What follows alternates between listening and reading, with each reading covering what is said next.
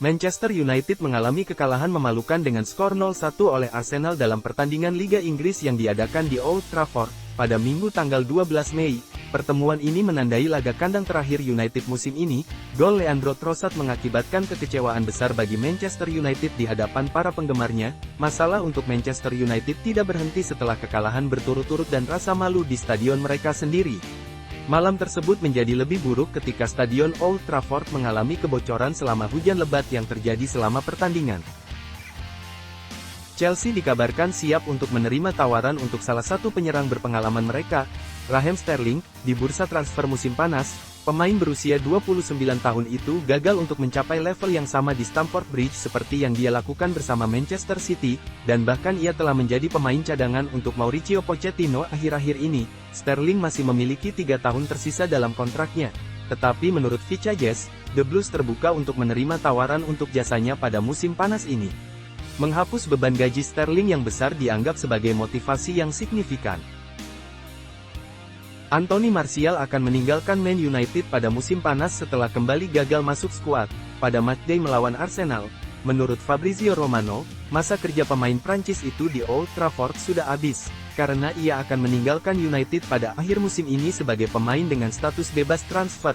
Awal tahun ini dilaporkan bahwa Setan Merah telah memutuskan untuk tidak menggunakan opsi perpanjangan 1 tahun dalam kontraknya, karena pemain Prancis itu tidak masuk dalam rencana masa depan klub. Masa kerja 9 tahun pemain berusia 28 tahun itu di Old Trafford tidak berjalan dengan baik. Pemain andalan Liverpool, Luis Diaz, dikabarkan telah menutup kemungkinan untuk merapat ke Paris Saint-Germain pada jendela transfer musim panas ini. Meskipun begitu, The Mirror mengabarkan bahwa Diaz telah menutup kemungkinan kepindahan dirinya ke PSG pada musim ini. Musim ini, Diaz telah mencatatkan 49 penampilan dengan mencetak 13 gol dan mencatatkan 5 assist di semua kompetisi. Sebelumnya Diaz sangat ingin pindah ke Barcelona, namun Liverpool akan membuat pembicaraan berjalan sangat alot. Alasannya tak lain karena mereka berharap bisa bekerja sama dengan Diaz dalam waktu yang lama. Jurnalis ahli transfer Fabrizio Romano menuliskan cuitan kabar terbaru soal nasib Lukaku. Chelsea terbuka untuk menjual Romelu Lukaku di musim panas dengan nilai klausul sebesar 38 juta pound. Penyerang asal Belgia tersebut saat ini menikmati musim yang produktif dengan AS Roma dengan mencetak 20 gol di semua kompetisi. Chelsea berharap penampilannya dapat meyakinkan klub Italia tersebut untuk mengontraknya secara permanen. Namun kini muncul masalah lain terkait kepindahan permanennya ke Roma. Tampaknya Roma tidak akan mampu membayar harga Lukaku, sebab bandrol Lukaku sendiri sangat mahal.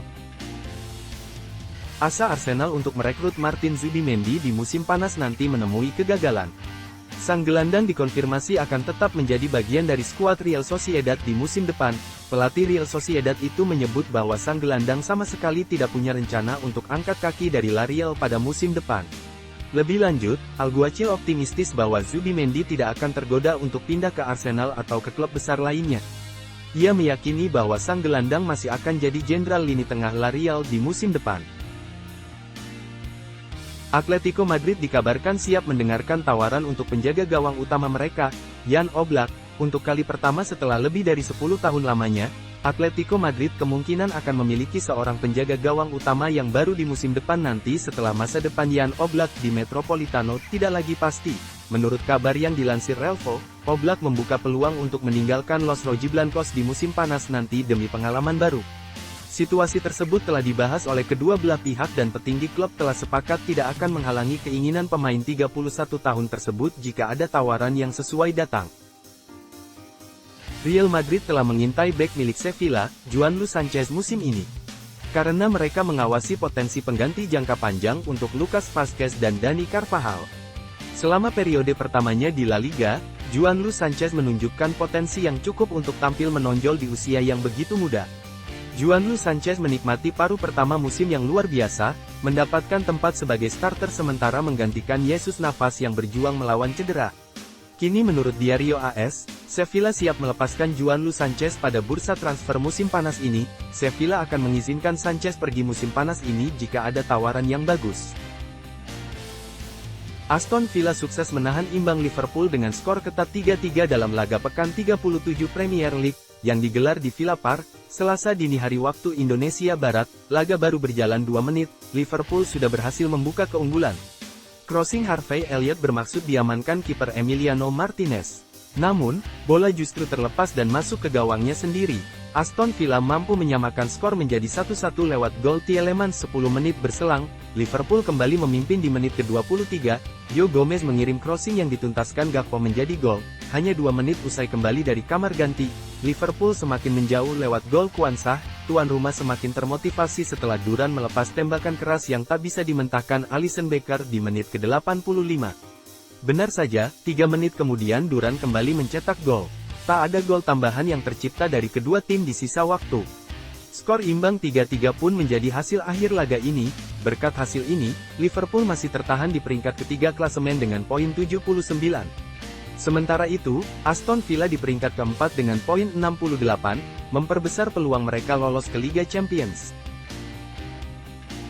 Barcelona sukses mengalahkan Real Sociedad dengan skor 2-0 dalam laga Jornada 35 La Liga, yang dihelat di Estadio Olímpico Luis Companys, Selasa dini hari waktu Indonesia Barat.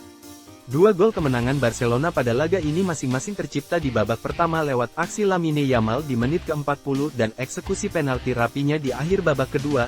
Berkat hasil ini, Barcelona berhak kembali ke peringkat kedua klasemen dengan poin 76, menggeser Girona.